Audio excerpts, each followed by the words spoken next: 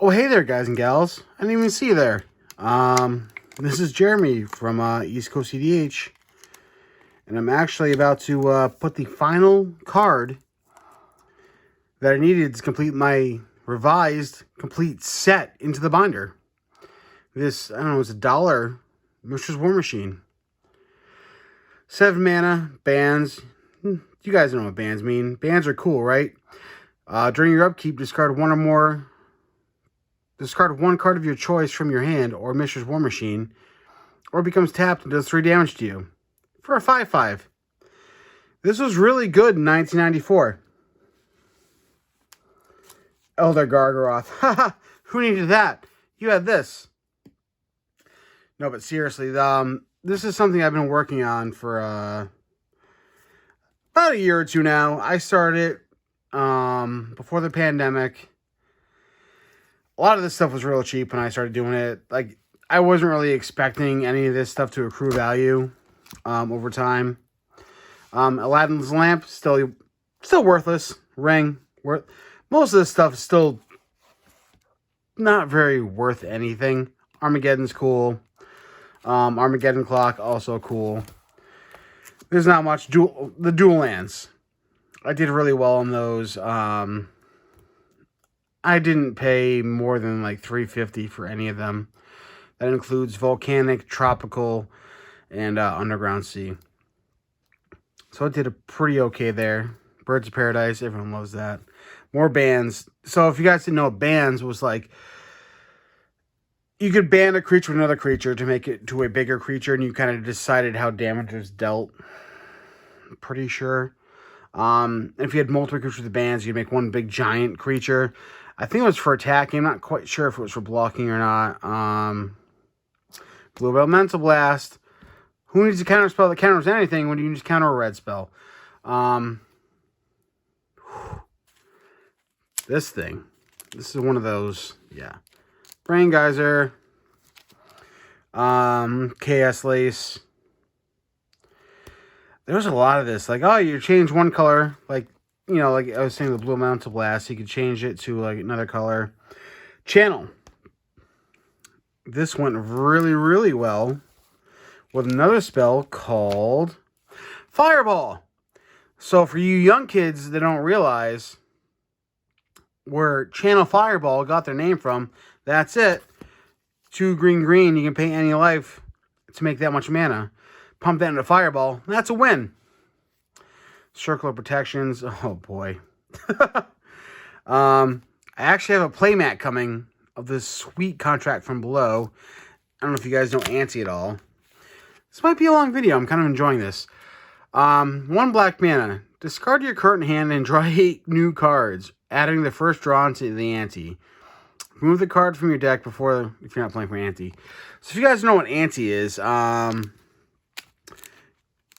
your opponent, 1-on-1, this is not a commander thing.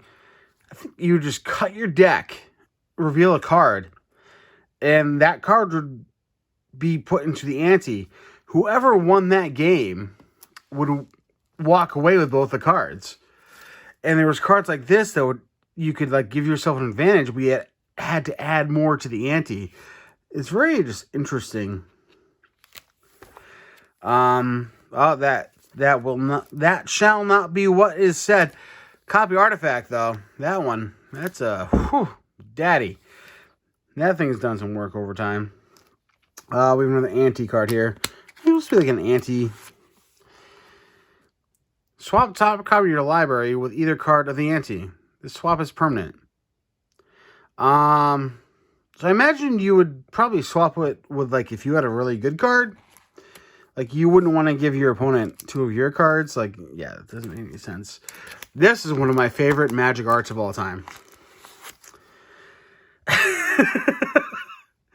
If opponent doesn't concede the game immediately, each player must ante an additional card from the top of the library.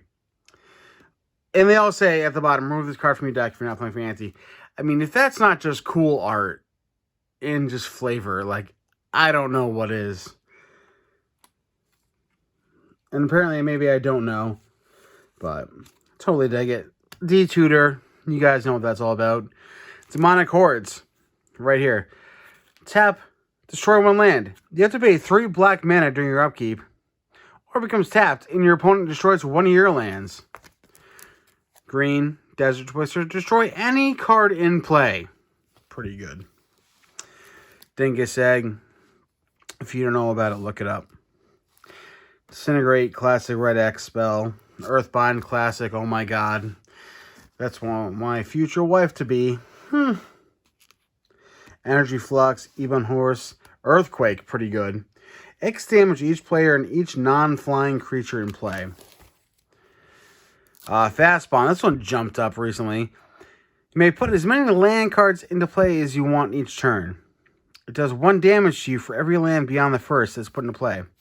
So I'm pretty sure that's not legal in Commander, but I have to double check. Fire Elemental. If you couldn't have Earthbind as wife, she was number 2. Fog. Force Nature, some more classic Douglas Schuler art. Trample 8/8 for 6 mana, which is pretty cool. But you gotta pay 4 green during your upkeep, or it does 8 damage to you. But you can still attack with it, so it's not horrible. Fork, copy. Gargoyles are cool. Goblins are cooler. Hurkyl's Recall. Put all artifacts someone owns back in their hand. Howling Mine, man. This is great. Each player must draw 1 extra card during the draw phase of each of their turn. It's just great. His or her turns. Magic with about both sides, even back in the day. Hypnotic Spectre, fucking money. Uh-oh. Language. I used to think this guy was real cool. Keldon Warlord.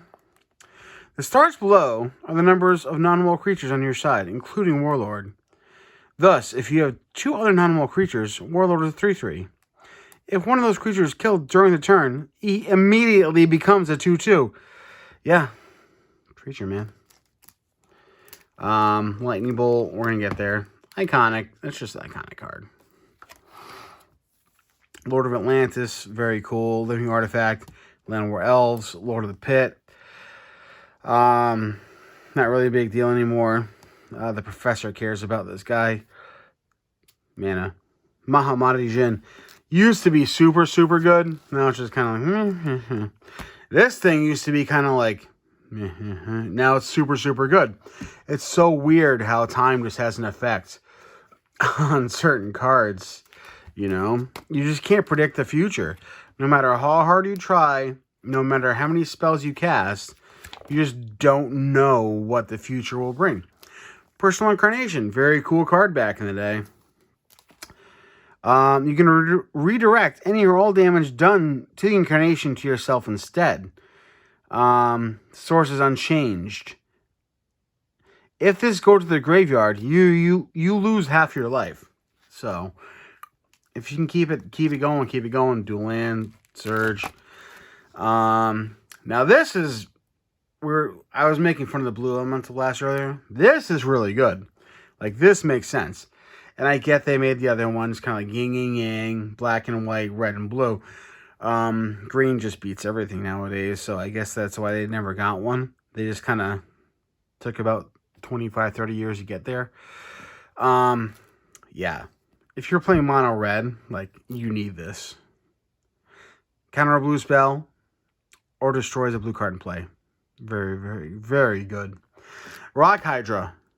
Oh, this used to seem like such a cool creature back in the day.